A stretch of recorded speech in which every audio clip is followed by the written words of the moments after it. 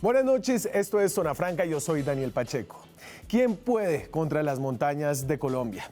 La quebrada geografía de este país ha sido un reto desde que vive gente en esta trifurcación de la cordillera de los Andes. Es la razón, la geografía, para explicar por qué acá en Colombia no hubo un gran imperio precolombino, para explicar por qué hemos sido un país aislado del mundo, para explicar el conflicto guerrillero, para explicar los problemas para conectarnos a la globalización. Con estos enormes escollos, protuberancias que en menos de 100 kilómetros se elevan a 4.000 metros sobre el nivel del mar para luego caer a valles profundos como el del Valle del Cauca o el del Magdalena o las planicies llaneras, se dieron brega desde los reyes de España con los caminos reales hasta el Estado moderno colombiano.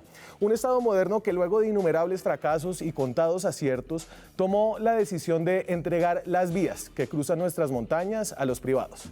Bienvenidos a la Colombia concesionada. El esquema en términos sencillos es el siguiente. El gobierno cede a un privado la construcción y el mantenimiento de una vía en determinadas condiciones y a cambio le entrega por periodos largos de tiempo, de 30 a 40 años, el cobro de peajes y las utilidades que estos generan. Es un esquema que supone una enorme limitación de lo público para proveer buenas vías que en otros países se pagan con los impuestos comunes y corrientes. Y supone también que un privado es más eficiente para mantener y mejorar las vías a cambio de las utilidades que consiguen con los elevados costos de los peajes que pagamos nosotros los ciudadanos. En este esquema, lo que pasa con la vía al llano está lleno de simbolismos trágicos.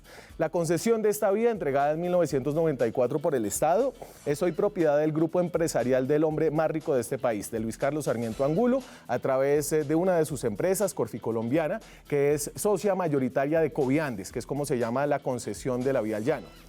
Y no es cualquier vía, es la vía, el tramo más corto, la mitad o más del tiempo que toman las otras vías alternas, a la mayor despensa y a la fuente de recursos petroleros más importante de este país.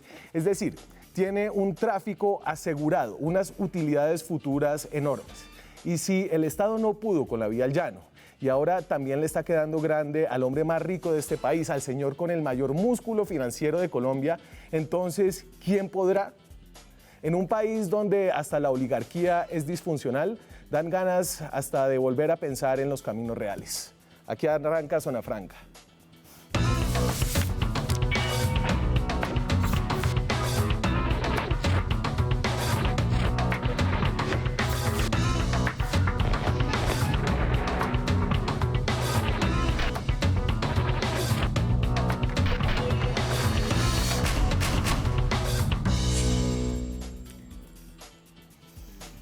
Y me acompañan esta noche para hablar de lo que pasa en la vía al llano, tapada hace más de una semana y previsiblemente por más de 3 meses. Personas con distintos tipos de experticia tengo esta noche y le agradezco por estar aquí al viceministro de Transporte, al viceministro de Infraestructura, Manuel Gutiérrez, es abogado, es economista, nació en Villavicencio. Gracias, vice, por estar aquí esta noche. Hola, buenas noches, con el mayor gusto. Duro, ¿no? Muy duro, es una situación muy compleja que irónicamente me tocó vivir a mí, viniendo de allá, pero estamos afrontando con todo compromiso y con toda convicción para sacar adelante. Un representante de uno de los departamentos más afectados, del departamento del Meta, representante de la Cámara del partido Cambio Radical, el señor Jaime Rodríguez. Jaime, muchas gracias. Gracias, Daniel. Aquí representando a la comunidad, la voz del Meta. Nosotros somos los que estamos reclamando que se hagan acciones rápidas y efectivas. A la comunidad más afectada. Sí, a la comunidad, a toda, porque se afecta el Meta, el Guaviare, el Bichada, el Guainía incluso, porque por eso lado se transporta muchas cosas hacia el Guainía, porque se utilizan los ríos. Entonces eso afecta el Casanare, parte del Casanare. El profesor Mauricio Tapia es ingeniero civil de la Universidad Nacional, es experto, tiene un magíster en geotecnia y un doctorado en ingeniería del terreno, mandado a hacer su experticia para entender qué es lo que pasa en la vía al llano. Gracias, Mauricio, por estar aquí esta noche. Muchas gracias por la invitación. Pues vamos a ver si podemos aportar aquí algo en este momento tan coyuntural en el país, ¿no? Donde muchos de nuestros proyectos importantes están sufriendo se están viendo golpeados, ¿no? No es el primer golpe de esta vía en poco tiempo, ¿no? Sí, señor, pues viene con conflictos desde hace un tiempo pero bueno, para eso están los retos de la ingeniería en este país, para sacar nuestros proyectos adelante. Y déjeme, antes de entrar aquí de lleno, yo estoy aquí dispuesto a ser corregido, pero un poco lo que decía al principio, más allá del final sobre volver a los caminos reales, es que el Estado colombiano sí tomó una decisión, y yo me imagino que es una decisión con costos y con beneficios, de concesionar su infraestructura vial, es decir, de ceder lo público a los privados a cambio de un mejor servicio, a cambio de unos costos más elevados. Y esa fue una decisión consciente, vice. Pues mire, esa fue una decisión consciente que se tomó en los años 90, la primera concesión es de 1993, y desde ese momento hasta acá hemos venido en un proceso de aprendizaje del modelo de concesiones. Esta concesión puntualmente Coviandes es de 1994, el contrato 444 del 94. Entonces es la cuarta concesión. Fue... No, 444 no. No sé decir si fue la cuarta concesión, contrato. pero fue de las primeras concesiones, es el número del contrato. En ese momento los hacía el Instituto Nacional de Vías. Después, y esta concesión tenía un esquema que era ingreso mínimo garantizado. Este esquema perduró hasta finales de los 90, cuando salió la segunda generación de concesiones, que fue por ingreso esperado. Esos fueron 2 contratos de concesión, uno de ingrata recordación, que fue Comsa, que fue el que terminó en caducidad, y el segundo, la malla vial del Valle del Cauca, que ya revirtió. Después vino la tercera generación de concesiones, que persistía con ingreso esperado. La de Comsa es la de Villeta. La de Comsa es la de Villeta, sí señor. Y la tercera generación de concesiones mantenía el esquema de ingreso esperado, pero ahí lo que se buscaba era maximizar los recursos de los peajes, y tenía un alcance condicionado si se cumplían ciertas condiciones. Y después vino la cuarta generación de concesiones, que es el programa de 4G, sí, que fue el que se lanzó en el gobierno anterior. Entonces la idea ha sido ir aprendiendo de la experiencia. Hay contratos robustos, contratos bastante mejores a los que se tienen en el 94, y ahorita tenemos que aprender también de algunas cosas que salieron mal. Entonces ahí se nos une con el segundo contrato de concesión en este corredor, que es el de Coviandina. Coviandina es un contrato que se suscribió en el año 2015 como una iniciativa privada, en la que no quedó previsto el manejo de los puntos críticos que tiene la concesión. Y entonces, y para allá vamos ahorita, y desmenuzamos el tema del contrato, y que es un contrato de varias partes, porque tiene la doble calzada, está la concesión del 94. Solo sobre esta decisión que tomó el Estado colombiano, yo entiendo que es una decisión que se vio obligado a tomar porque no daba abasto para construir buenas vías, y tuvo que decirle a los privados, háganlo ustedes, y a los ciudadanos, páguenlas ustedes también, además de los impuestos que nos pagan. No, es que las vías las pagamos nosotros, es vía peaje. Eso no es que el Estado nos dé plata para hacer esas vías, nosotros las pagamos. Y ese es el problema, y ese es el reclamo de la gente, de la comunidad, porque pues están afectados en todos los aspectos. Vale, en carro una bajada de Villavicencio vale como 50.000 pesos. Subir y bajar vale un poquito más, como 70 y pico mil de pesos. 70 y pico mil. Mauricio, algo acerca de como esta decisión importante que tomó el país. Pues a ver, en principio a mí me parece, yo estoy de acuerdo en que el Estado tiene que buscar sus mecanismos para desarrollar la infraestructura del país, ¿no? Porque estamos en mora de hacerlo, y si bien se buscan mecanismos para asociarse con empresas privadas, bienvenidos sean, ¿no? Lo que pasa es que, digamos, estos retos tan importantes de la infraestructura colombiana, de los grandes proyectos, requieren estudios, digamos, bastantes detallados, y con un nivel, digamos, de detalle bastante profundos, que nos gustaría de todos modos conocerlos, ¿no? Especialmente lo que está ocurriendo ahorita en Villavicencio, ¿no? ¿Usted no conoce los estudios? No hay una discusión pública alrededor de lo que está pasando ahí. Al respecto, creo que no se han publicado, pero los podemos naturalmente compartir. Pero yo comparto lo que está diciendo el doctor Tapias, y eso está demostrado en la experiencia internacional. usted entre mejor estructure los proyectos, baja el grado de incertidumbre y con ese grado de incertidumbre reducido las obras funcionan mejor. Si los proyectos no están debidamente estructurados, si no se hacen debidamente, fracasan. Y tenemos sobrecostos y tenemos retrasos. Y en eso tenemos un ejercicio pues, que es internacional de cómo se deben estructurar debidamente los proyectos. Entonces acá entramos a discusiones que ya son un poquito más técnicas, hasta dónde... Por eso un viceministro de Infraestructura es abogado.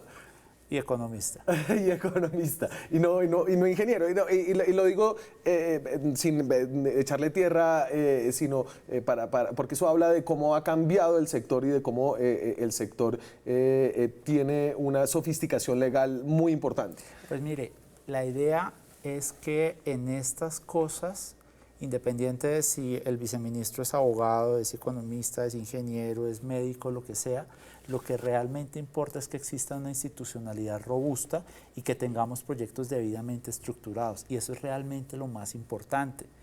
Y pues acá estamos viendo falencias de proyectos que no están debidamente estructurados. Y esa ya es una discusión de política pública.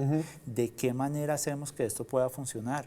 Y realmente la experiencia internacional lo que nos muestra es que si nosotros no estructuramos debidamente los proyectos, si no tenemos información suficiente, los proyectos van a fracasar. Ahí tenemos sobrecostos y tenemos retrasos, que eso es parte del problema. O tenemos situaciones en las que, por ejemplo, en una vía, y el doctor Jaime me corrige, donde toda la vida hemos tenido afectaciones por el clima, donde cada invierno se cierra. Mi papá me contaba que antes en el Meta podía llegar o no podía llegar el periódico, depende de cómo estaba la carretera y cómo estaba el clima, y le estoy hablando hace 50 años, 60 años, y seguimos en las mismas. Y entonces, es una situación que no tiene sentido. Y yo creo que esa mirada histórica es importante. La hicieron muy bien en el noticiero de esta casa, en Red Más Noticias, en una nota que hizo Paula Ardila, que yo quiero volver a compartir con ustedes, porque por esta vía al llano ha corrido mucha agua, mucha tierra y también mucha sangre, y eso es importante recordarlo.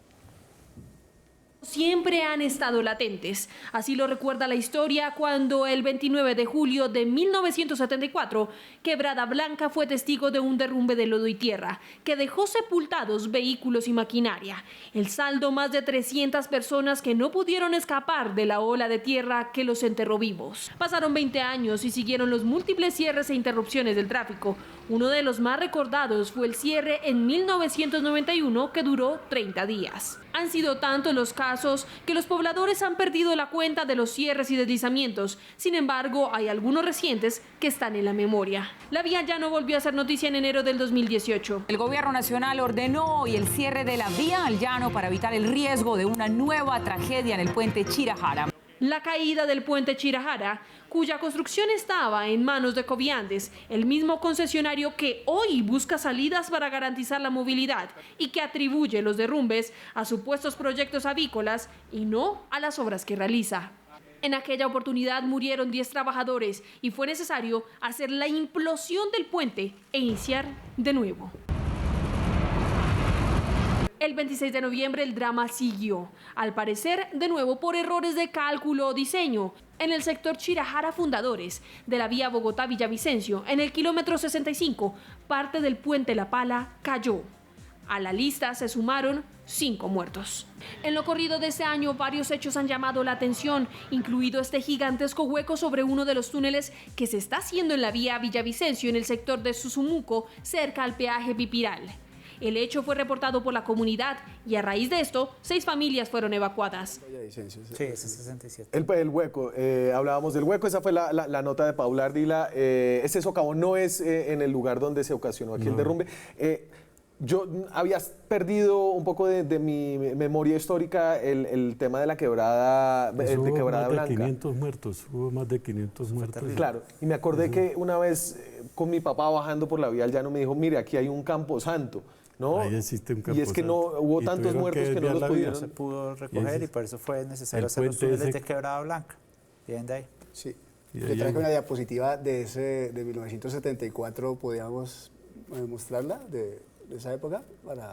¿Una que usted trajo? Sí. De pronto déjeme, cuadramos ahorita después de la pausa. ¿Tú la tienes ahí, Juanse?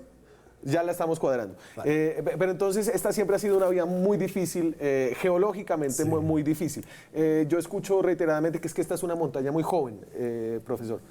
Es que la cordillera oriental es, digamos, la más joven de Colombia cuando se forma. Primero se forma, sube la cordillera central y luego empieza a subir la cordillera occidental y la cordillera oriental. Para que se den cuenta, digamos, de cómo es de activa este levantamiento, porque no ha cesado, la cordillera oriental aproximadamente sube 1 milímetro cada año. Ajá.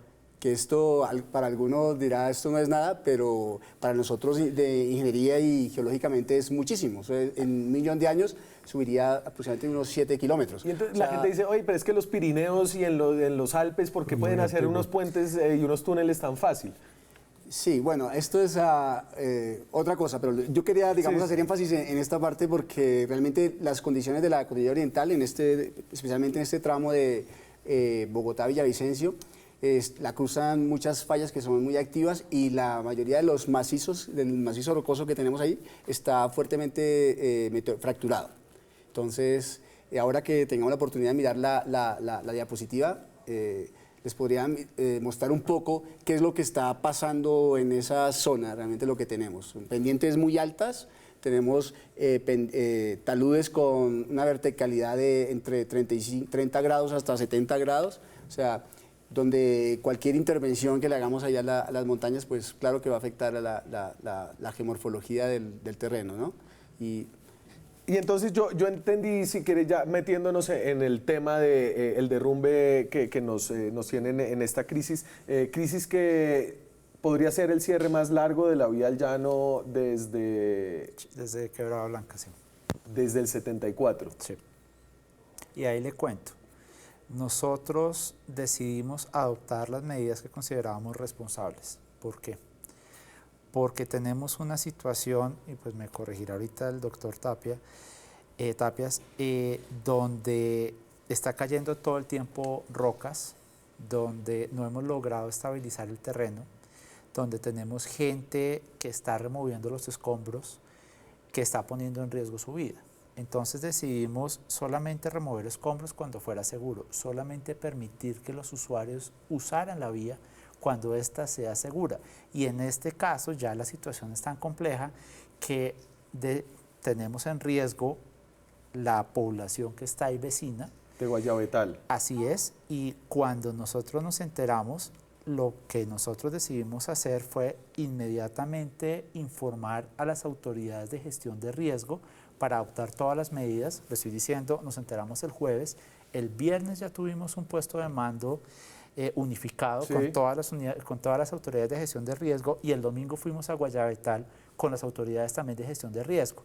Es que este es un tema muy complejo y solamente vamos a abrir la vía, eso es instrucción del presidente de la República, cuando ésta sea segura, cuando sea seguro transitar por ella, cuando tengamos el tema estabilizado. Antes no lo haremos. ¿Y el cálculo de los 3 meses es un cálculo? Es un cálculo aproximado. Nosotros cuando anunciamos la medida dijimos que era indefinida, se recordará doctor Jaime, dijimos que era indefinida por una razón muy sencilla, porque aún no tenemos certeza de la fecha en la que se va a abrir.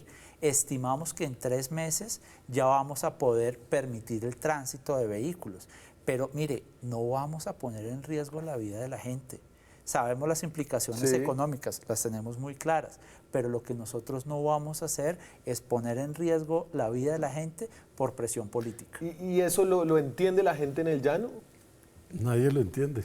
Y por eso es que la gente está reclamando que el gobierno ayude. Por eso es que piden la emergencia económica. Es que le voy a dar un ejemplo. Yo creo que ya en 8 días la gente empieza a perder su empleo, el sector de la construcción. Se incrementan los costos porque hay que caminar 500 kilómetros. Se suben los precios de todos los productos que se llevan al llano para la construcción. ¿Qué hace? No hay quien compre. Entonces, ¿qué hace la gente? Quedarse sin empleo y el que pierde es la gente popular. Es la que más va a perder porque el que tiene algún medio se sale un poco de la ciudad mientras pasa la crisis. Sí. Pero la gente popular, ¿cómo hace? No va a poder tener ingresos. Y eso es un ejemplo, el sector hotelero. Y entonces yo no le voy a poner a usted a opinar sobre la emergencia económica porque creo que No, pues no es mi expertise. se sale de su carrera. Es economista, acuerde que él también Pero es sí, economista. pero yo no, yo respondo por infraestructura. Pero mire, lo que yo le puedo decir es, mire, nosotros entendemos lo que está pasando. O sea, esta es una cosa que está tocando a mi familia porque Sí, está claro, viviendo porque él allá. además es paisano nuestro. Yo sé lo de que la está tierra. pasando, yo entiendo lo que se está viviendo, pero acá tenemos que diferenciar dos escenarios. El primero es la medida, y creo que en eso el doctor Jaime por lo menos lo entiende, y es nosotros no podemos abrir la vía si es insegura. Total. Eso es claro. Eso es claro. Ahora, lo que genera y los efectos que genera es en lo que la gente, pues naturalmente está muy preocupada. Y es, mire, y ayer estábamos y hemos dedicado muchas jornadas al interior del gobierno. De hecho, en este momento la ministra de Transporte está reunida con varios ministros analizando nuevas medidas. Y estamos trabajando en eso porque entendemos la gravedad de la situación. Pero es que nosotros acá, por una decisión política, no podemos poner en riesgo la vida de la gente. Manuel, antes de irme a la pausa, me quedo con que el gobierno analiza medidas adicionales para paliar esta difícil situación económica que tienen los departamentos del oriente del país, con un cierre indefinido, probablemente de 3 meses, probablemente más, tal vez menos, de la vía al llano. Ya regresamos. Seguimos en Zona Franca. Esta noche estamos francamente derrumbados, no enredados. Estamos francamente derrumbados esta noche. Ese es nuestro hashtag. Así está la vía al llano. El cierre más largo en medio siglo, más o menos. 45 años. En 45 años, en casi medio siglo, el cierre la crisis más importante en la vía al llano. Una crisis que se genera, y yo creo que uno puede entender acá la magnitud del reto que hay para abrir esta vía, cuando ve las fotos aéreas y las fotos del derrumbe y cuáles son las posibles causas de que esto se haya venido para abajo, y sobre todo cuál es el peligro latente para una población de más o menos 6.000 habitantes, para Guayabetal, que tiene unas grandes y deliciosas arepas que todos disfrutamos bajando a la vía al llano. Este es el antes y el después del derrumbe en el kilómetro 58. Así se veía el valle del Río Negro antes del derrumbe que tendrá tapada la vía Villavicencio por al menos 3 meses. Guayabetal, un municipio con un centro poblado de aproximadamente 6.000 personas, está justo sobre la vía al llano. En la montaña de encima pasa la segunda calzada que construye el concesionario Coviandes con túneles y más arriba varios galpones de gallinas. Después del primer derrumbe, justo encima del túnel y de los galpones de gallinas, así se veía el kilómetro 58. En los días siguientes ha caído tanta tierra que ya amenaza con tapar el río, justo encima de Guayabetal, por lo que al taponamiento de la vía por un trimestre entero se le suma un riesgo de avalancha. Y entonces esa es un poco la situación en el terreno. En este momento obviamente nadie sabe exactamente por qué se vino para abajo la montaña, pero aquí el ingeniero Mauricio Tapia nos va a dar una idea de cuál es la situación geotécnica. Exacto. Bueno, si pudiéramos mostrar allí la diapositiva 9, de la tragedia de Quebrada Blanca. Sí, ahí va. Está. Entonces, empiece y ahí vamos con la diapositiva.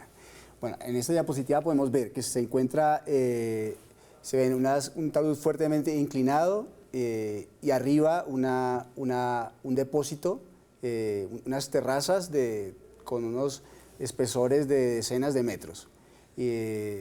Este fue, digamos, la tragedia del 74, donde, bueno, saturación de infiltración de aguas arriba, y se viene este deslizamiento, ¿vale? Tragedia de más de 400 muertos, que es lo que ya conocemos. Pues ahora en Guayabetal, bueno, viene la segunda diapositiva. Sí, espérense que ahí no las tengo, pero entonces, a ver, tenemos unas terrazas en el terreno sobre unas pendientes muy grandes, que ese es el Valle del Río Negro, ¿cierto? Que es el punto más problemático aquí, del kilómetro 50 y pico hasta el 60 y pico. Sí, es como si tuviéramos acá una fuerte pendiente, ¿cierto? Vamos a ver. Una fuerte pendiente, realmente lo que estamos viendo ya es una fuerte pendiente, y arriba un depósito casi plano, sí, que es el que vemos hasta inclusive en las de ahora de los galpones, sí, ¿vale? Este es un depósito que está allí colgado encima de una roca que está fuertemente fracturada. Ajá. Entonces, la tragedia de Quebrada Blanca nos pasó una situación muy similar. Se vino entonces, se vino un deslizamiento que taponó la vía y ocurrió la tragedia. Ahora lo que estamos viendo es algo también muy parecido, porque tenemos cerca de Guayabetal, entonces ahí viene la otra diapositiva que tenía, donde se muestra el espesor tan grande de esa terraza. Es una zona donde hay infiltración de agua, ¿vale? El macizo rocoso es más impermeable que esa zona de aquí de arriba, entonces acumula agua y esa agua tiene que salir por algún lado.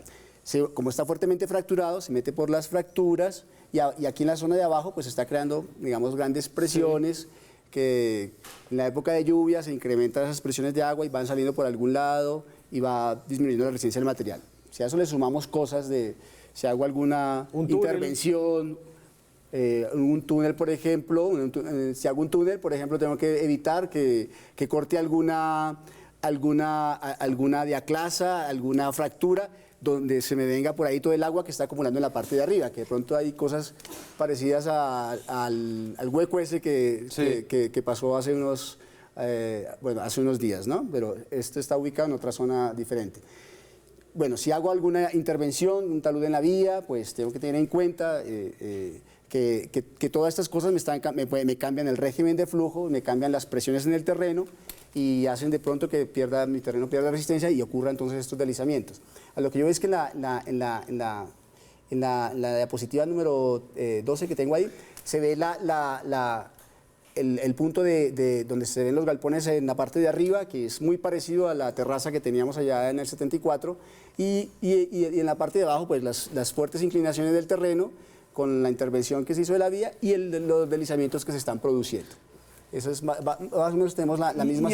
Entonces, en este momento, viceministro, su preocupación y la preocupación del gobierno, ¿es la vía o es incluso lo que va a pasar en Guayabetal? La preocupación es la vida, no la vía. La vía es secundario, la vida es lo más importante. No, de acuerdo, pero entonces, técnicamente... Ojo que esto no es menor. Nosotros no podemos, por habilitar la vía, poner en riesgo Guayabetal. Guayabetal queda a 200, 300 metros del punto donde tenemos las afectaciones. Esto es un tema que nos ha generado una preocupación enorme y por eso tenemos puesto de mando, hoy fue el puesto de mando 17, que se ha adelantado. Entonces esto no es un tema menor. Ya después de qué manera logramos abrir la vía y eso pues estamos trabajando. Pero lo más importante en este momento es proteger a Guayabetal y eso no solamente es un decir. No podemos dejar que se nos generen acumulaciones de material porque pues usted entenderá lo que llega a pasar si todo eso baja al río y se acumula. Eso, entre otras, es, digamos, las preocupaciones ahora, ¿no? Porque está Claro. se está taponando la quebrada, Sí. eso puede generar un rompimiento de ese represamiento y lo puede represar el río. Y entonces el camino quedar estabilidad aguas abajo. para adelante ahorita, ¿cuál es? Pues mire, lo primero que tenemos que hacer es lograr estabilizar la montaña. Eso es lo más importante. Anoche, de hecho, tuvimos una caída de material que logró crear un dique en el río. Afortunadamente, como es tan caudaloso, lo rompió. Entonces, no se generó un efecto presa Sí. como estábamos esperando. Esa era una preocupación que teníamos. Pero, pues, afortunadamente, el río se está llevando parte de los materiales. Entonces, pues, el tema ahí está. Lo primero que tenemos que hacer es lograr estabilizar la montaña y en eso estamos trabajando, con riesgos hasta donde se puede, porque no le podemos pedir a una persona que casi que se suicide por proteger una montaña. ¿Y eso tiene que ver con que no llueva? Eso tiene que ver con, mire, dos factores lo pueden agravar. El primero que lo puede llegar a agravar es la lluvia y el segundo que tiemble. Porque si tenemos un temblor muy fuerte, como está inestable, se viene. Entonces, esas son preocupaciones que tenemos y eso es lo central. Y si se fija en el enfoque que le ha dado el gobierno por instrucción del presidente es, lo primero, protejamos la vida y después pensamos en la vía. ¿Habilitemos otras vías y demás? Sí, pero en este momento no podemos arriesgar la gente que está ahí al lado. Es que estamos hablando de 5.000 personas que viven en Guayabetal, según nos dice el alcalde, que queda a 200 metros. ¿Cuántas? 5.000 personas. 5.000 personas, sí, sí. Precisamente en el 2008 fue el último sismo fuerte en esa zona, ¿no? Adelante, en Quetame, De 5 que es a punto algo, 15 Y kilómetros. cerca de Quetame. Claro. Afectó a Guayabetal y eso.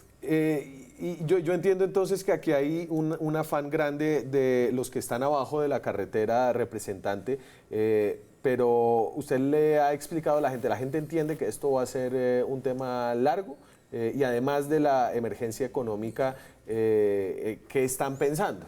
Es que eso no es de entender porque ya el gobierno tomó una decisión. Digo, 3 meses mínimo. Pueden ser más, de pronto. Pueden ser ojalá, menos. Ojalá Estamos sean menos, viendo. pero eso es lo que hay. ¿Sí? Y entonces, ¿cuál es el problema de la comunidad? Su situación que viven hoy. La parte económica, la parte social, Sí. la parte ambiental. Más que la ambiental, la social y la económica. Y yo me imagino que también una pregunta importante alrededor de cómo una región tan estratégica puede estar y puede quedar tan dependiente de una sola vía. Y por qué las otras vías alternas están en regulares condiciones. Porque independiente que estuvieran en buenas condiciones, que son las vías alternas, son unas vías muy distantes de la capital. Habría que dar una vuelta en una de 500. Pero Pero ahí una sí buena transversal de Si me Cisga, por permite, ejemplo, usted... ahí le cuento la historia de cuáles son. Mire, cuando pasó esto en los 70s, se tomó la decisión de buscar una ruta alterna y el doctor Jaime lo tiene más claro que yo. Y en ese momento fue en el gobierno de López Miquelsen, se buscó que fuera por el Cisga. Entonces, simplemente se habilitó la vía, son 131 kilómetros. De esos 131 kilómetros que va desde el Casanare hasta que ya llegamos al Cisga, tenemos en este momento 41 kilómetros que no están pavimentados Sí. y 90 kilómetros que están pavimentados. Entonces, esto se adjudicó como un Y no bajan contrato, mulas. como un contrato de 4G, ya le cuento por qué, porque es muy angosta, tiene 6 metros 50 de grosor. Entonces, cuando entramos, este contrato estaba en un nivel de avance del 11%, las obras estaban paralizadas y había ya, se avisoraba un litigio. Entonces, entendiendo la necesidad de abrir la vía, sobre todo porque el año pasado, en agosto 25, ¿se acuerda, doctor Jaime, que tuvimos un aguacero fuertísimo y tal? Tuvimos afectaciones en 25 puntos. Dijimos, no podemos depender solamente de esto, metámosle al Cisga todo lo que se pueda. Logramos destrabar el proyecto, hoy estamos en 33% de avance. Es un contrato de 1 billón de pesos, un poco más de 1 billón de pesos. Si logramos un avance mensual del 2%, estamos a un nivel bastante bueno. Hoy tenemos 60 frentes de obra, pero no hemos concluido. Entonces, por eso no tenemos la vía pavimentada. ¿El diseño permitirá tráfico pesado o no? Sí. Sí. Ahí sí ya se permitirá. Ok. ¿Por qué no se permite? Primero por el grosor y segundo por los puentes. Porque es que imagínese usted un camión de 52 toneladas en un puente al que no se le ha hecho mantenimiento o de golpe ni siquiera está diseñado para transportar ese peso. Entonces, lo que decidimos hacer fue meterle el acelerador a ese proyecto, pedir que avanzara y hemos logrado niveles sustanciales de avance, pero todavía no es suficiente. Y la otra, la de Sogamoso. Que esa es la de 11 horas. Que esa es la transversal del Cusiana, que esa es una vía bastante más larga. Sí, son 200 kilómetros. De hecho, esa vía no está pensada para que sea una vía alterna realmente al llano, sino para conectar Casanare con Boyacá. Que nos funcione en esta situación, perfecto, pero no está pensada como una alterna. Perfecto. Déjeme, me voy a la pausa. Cuando regresemos hablamos un poco de esta concesión, de quién debe asumir qué costos a propósito de esta crisis, de cómo funciona este esquema en el que el Estado le entrega a los privados el manejo de una vía. Ya regresamos.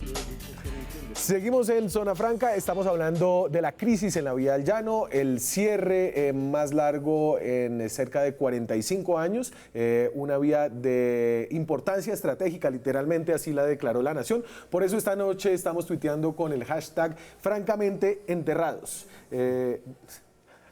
No le doy, derrumbados, francamente derrumbados. Menos mal no hay nadie enterrado. Afortunadamente, y hay que decirlo, en esta crisis, al menos en esta, nadie ha perdido la vida. Usted me decía algo, representante. Que la gente no entiende porque eso le han invertido a esa vía cerca de 8 billones de pesos y entonces la gente no entiende por qué con 8 billones no haya una autopista de verdad. Y ahí, si me deja, complemento la crítica, porque estoy de acuerdo. y es cómo es posible que en el contrato de 2015 no haya quedado previsto el manejo de los puntos críticos, que eso es parte del problema que estamos teniendo. Y esa es la crítica que nosotros hemos hecho, y esto no es de ahorita. Sí. Y ojo que esto es un hallazgo de la Contraloría General de la República, señor. de hace una semana, que salió a decir por qué no quedó previsto. Y entonces estamos hablando de la concesión con el grupo económico más grande de este país, con el grupo que lidera la familia Sarmiento Angulo. Les voy a hacer una cronología. Vamos a la cronología de lo que ha pasado en esta vía y creo que aquí es importante tener una mirada histórica porque esta es una vía históricamente muy compleja a la que nadie ha podido realmente meterle la mano y solucionar. Y yo arranco esta cronología con los hechos de 1974, que sería ahora el cierre más... ¿Cuánto tiempo estuvo cerrada en el 74 la vía?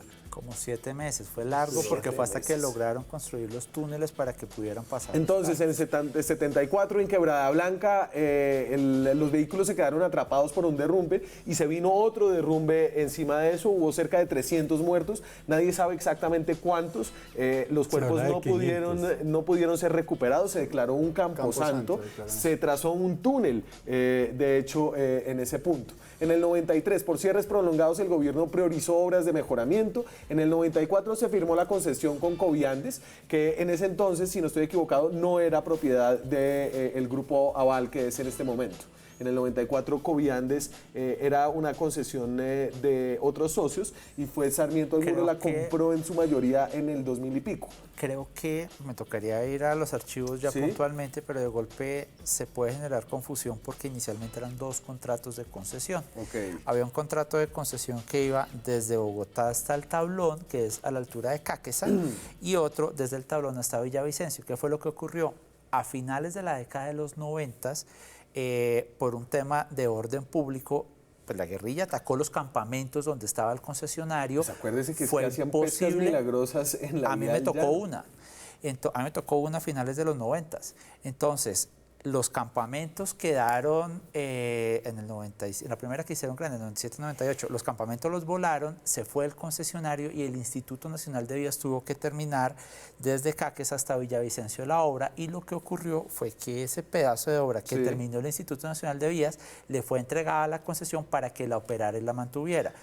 Vuelvo a la cronología y bueno, al menos tenemos problemas distintos. Ahora son de ingeniería y no tanto de orden público, al menos en la vía al llano. En el 2006, el gobierno delegó en el concesionario identificar los sitios más afectados por cierres y diseñar la doble calzada para resolver el problema. En el 2009, el gobierno declaró la importancia estratégica del proyecto de la segunda calzada. Vamos a la siguiente. Se firmó el contrato adicional en el 2010 a la concesión del 94 para construir la segunda calzada, el sector Tablón-Chirajara. En el 2015 se firmó otra concesión de 39 años de 6,3 billones de pesos a precios del 2019 para esa nueva calzada entre Chirajara y Fundadores y el mantenimiento de toda la vía Bogotá-Villavicencio. En el 2008, en enero, se cae el puente Chirajara por un error humano, por una falla de diseño, y en el 2009 tenemos el cierre indefinido, en el 2019 tenemos el cierre indefinido entre el kilómetro 57 y 58.5, que como ya decíamos será probablemente el cierre más largo en 45 años. Y entonces aquí esto va en contra de todo lo que yo había dicho al principio, y es que aunque el Estado entrega la vía al privado, no le entrega toda la responsabilidad alrededor de lo que pase sobre esa vía. Así es, y el problema es que la fuente de pago sí fue entregada en su totalidad, que es parte de la crítica que hace con buen juicio el doctor Jaime, y dice un segundo, es que los peajes están entregados, estamos pagando por el servicio, no me lo están prestando debidamente, estamos hasta el 2054. Ahora, ¿qué estamos viendo? La obra como tal está, los túneles, los puentes y demás, pero tenemos una doble calzada muy bonita para postales que no se puede usar porque caen piedras. Esa es la situación, y eso fue lo que se estructuró en el 2015, que esa es parte de la crítica que nosotros estamos haciendo. En el 94 es la primera generación de concesiones, estamos aprendiendo a hacerlo. Listo. Y es un esquema mucho más paternalista, que es el del ingreso mínimo garantizado, que le garantiza una rentabilidad y demás. Primera generación, pero estamos hablando ya de cuarta generación de concesiones, ya después de casi 60 concesiones viales, ya el tema es distinto. Ahora bien, no lo dejaron incluido, que esa es la crítica que nosotros hacemos, y no solo nosotros, sino la Contraloría General está diciendo por qué no quedó esto incluido y se están teniendo afectaciones graves, que es lo que estamos viendo. Entonces, por ejemplo, vemos impotentes como al lado de un túnel se empieza a caer ya un puente. Vemos impotentes como este cierre lo que está haciendo es que toda la doble calzada adelante y atrás, que se ha pagado con tanto esfuerzo y que está valorada más o menos en 8 billones de pesos, no se puede utilizar. Entonces nos toca irnos por vías que no tienen las mismas condiciones técnicas y que generan sobrecostos y retrasos para el país. Y ahí va la crítica que estaba haciendo el doctor Tapias y estoy completamente de acuerdo. Esto tiene que quedar bien estructurado y no quedó bien estructurado y estamos atados a un contrato hasta el 54. Y entonces, ¿qué hacemos con este regalo al hombre más rico de Colombia? Pues yo le pedí a la Contraloría que iniciara la investigación, se lo he dicho 2 veces al señor Contralor, para establecer qué está pasando con los recursos y por qué quedó eso estructurado así. Porque es lógico, se supone que es doble vía y apenas vamos a usar una, que es donde ellos de verdad han hecho las obras, los túneles y eso. Y en la otra... Están cobrando. Y se está pagando. Todos los días que uno transita, paga. Daniel, y acá hay una cosa, el Estado no es un convidado de piedra. Y el Estado cuando negoció ese contrato debió asumir una posición mucho más fuerte. Bueno, pero usted le está echando tierra, que es la metáfora perfecta, al gobierno anterior. Pero ¿y entonces qué va a hacer este gobierno? Pues este gobierno, ese es el problema, que ya tenemos un contrato suscrito y según lo previsto en el Código Civil los contratos deben ser cumplidos. Y es muy difícil terminar este contrato y si llegamos a terminar este contrato en las condiciones actuales nos puede costar más de 4 billones de pesos. Porque es que eso, claro, es que ese es el problema. Claro, a nosotros nos cuesta 4 billones de pesos a través del Estado, a los que usan la vía les cuesta 100.000 pesos, 70.000 pesos de ida y vuelta en un carro particular. Es que el Estado, la nación no paga nada, somos nosotros. Pero si llegamos a liquidarlo, eventualmente, si lo liquidan, sí, pero mientras tanto lo estamos pagando. Y es que se está pagando por mucho esfuerzo. Y eso es lo que yo quiero que la Contraloría Fiscalmente establezca. es imposible. Fiscalmente es imposible terminar este contrato en este punto y aparte de eso que el nivel de avance de Coviandino es bastante bueno. Está 10 puntos por encima de lo que debería estar. Es el contrato que tiene un nivel de avance más alto. A pesar de lo del Chirajara. Sin duda, porque es que Chirajara no se olvide es Coviandes, no Coviandino. Porque es que Coviandes es el contrato del 94, Coviandina es el concesionario que sale del 2015. Ellos ejecutando obra son los mejores en este momento en rendimiento en el país. Hay meses en los que han facturado más de 50.000 millones de pesos, el doctor Tapia sabe que eso es altísimo. Entonces se está ejecutando bastante, tiene un nivel de avance altísimo, están 10% por encima de lo que estuviera, las obras van avanzando. ¿Cuál es el problema? Que a las obras les faltan cosas. Y esas cosas no son menores. Mire el 58, mire el 64, mire el 46. Me voy a la pausa, ya regresamos. Hablamos de la vía al llano, del derrumbe en la vía al llano que la tendrá cerrada por alrededor de 3 meses. Estamos francamente derrumbados esta noche con nuestro hashtag. Pueden opinar en @zonafranca. Salimos a la calle, esto tiene un impacto sobre el ánimo de la nación. Salimos a la calle a preguntarle a la gente qué está sintiendo alrededor de la infraestructura del país, qué está pasando, a quién le achaca la culpa. Esto es Zona Franca en la calle. Isgaura, Chirajara, la vía al llano y hasta la 26.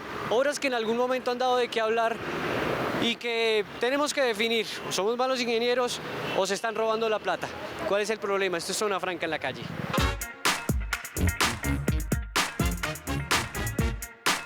¿Qué cree usted que esté pasando con el tema de infraestructura? El tema de adelantos y de avances hacen que al contratista principal le toque ceder más del 10 o el 15% de dádivas para poder coger los contratos. Uno se pone a comparar con otros países y otras infraestructuras y estamos cayendo en que definitivamente nos están robando. Pues yo creo que la corrupción está saliendo a flote, ¿no? Toda la plata que se ha robado en las dichosas obras de ingeniería, pues están, digamos que se está viendo que realmente no son obras estructuradas. La honestidad de los contratistas, sí, la honestidad de los proveedores, porque creo que en cada uno de las instancias de las construcciones roban. La verdad no, ni idea, desinformado totalmente. ¿Usted cómo cree que estamos en cuestión de infraestructura en este país? ¿Estamos bien? ¿Estamos mal? No, estamos atrasados. Creo que hay países que uno creería que son más atrasados como Ecuador y tienen muchas mejores carreteras. Pues estamos en vía a eso, ¿no? Al desarrollo. pero no se cataloga como un país ya desarrollado. Las vías que se están construyendo ahora ya están quedando pequeñas para la necesidad que tiene el país. Empezando por el Transmilenio, que lo tenemos acá. Todos sabemos que pues Transmilenio es muy obsoleto en comparación a los metros. Si hiciéramos las cosas sin tanta corrupción, sí, seríamos desarrollados. A ver, señores, me quedan 3 minutos y ahí uno ve que esto afecta el ánimo del país, afecta la autoestima de la identidad nacional, pero hay que decir que al menos en el caso de la Vía al Llano no hay ningún hallazgo de corrupción, ¿cierto, viceministro? Es decir, este no es un caso donde esto esté sucediendo porque se robaron la plata. No, porque se robaron la plata, claramente no. Pues eso no es lo que nos están mostrando los hallazgos fiscales y demás. Nosotros sí tenemos un cuestionamiento y lo hicimos antes de pues, el informe de la Contraloría, y es que el contrato estuvo indebidamente planeado. Desafortunadamente, la atención de los puntos críticos, que es un tema desde siempre, como usted lo estaba mostrando, no quedó incluido, y acá sí es un llamado muy importante que tenemos que hacer y tenemos que aprender de eso como Estado. ¿Eso fue Luis Fernando Andrade, la ANI? No quiero hacer señalamientos, simplemente lo que le quiero decir es tenemos que aprender como Estado que las cosas no se pueden hacer así. Eso no es de buscar un culpable, tenemos que tener contratos mejor estructurados, mejor pensados, porque estamos viendo las consecuencias de lo que se está viviendo. Es que tenemos la vía cerrada, estamos hablando de un tiempo que es muy grave, es que cada día es grave, cada hora es grave, y mire lo que estamos viviendo. Claro. Representante. No, pues eso... Uno tiene dudas, digamos, lo que ellos dicen que fue contratado lo están haciendo y está quedando perfecto. Pero es que en torno a esas obras hay unos problemas y la concesión es para mantener y tener una vía doble vía funcionando. Sí. Porque nosotros pagamos los peajes y son los peajes más costosos. Entonces, es la duda de la gente, ¿qué pasa con la plata? El peaje Boquerón 1 y 2 vale de 11.000 pesos, casi 12.000 pesos. Sí, cada uno. Pero es la duda de la gente, ¿qué hacen con el recurso y la carretera no está sirviendo? Pues y aquí la explicación es que ellos hacen lo que les toca en el contrato y que el contrato en el gobierno anterior pero es cuando les dice dio que unas gabelas. Estuvo mal concebido el contrato. ¿Está de acuerdo? Estuvo mal concebido porque en torno a que se van a afectar por hacer unas obras, pues vienen derrumbes y vienen problemas. Profesor, una reflexión acerca del estado de la ingeniería en el país. Bueno, creo que... puede que no sea este caso, el de la vía Bogotá-Villavicencio, que me parece que se debe terminar y analizar opciones para o solucionar ese problema o evadir el problema, evitar ese problema. La gente tiene ahora en la cabeza todas esas cosas que están pasando con la ingeniería colombiana, puentes que se nos caen, obras, represas que están fallando, edificios que se están cayendo. Y yo sí creo, sinceramente, que es hora de que la academia, las universidades, las sociedades colombianas de ingeniería, todos evaluemos qué está pasando, tanto a nivel técnico, con nuestros profesionales, como en la parte constructiva, que ameritaría, digamos, una gran reflexión al respecto. Y me voy con eso. Les agradezco a ustedes su participación en este programa esta noche y a usted, viceministro, le deseo realmente toda la suerte del mundo para poder sortear esta muy difícil situación. Aquí está bienvenido cuando tenga más cosas para contarnos. A ustedes muchas gracias. Nos vemos mañana con más periodismo, con más debate, con más opinión. Chao.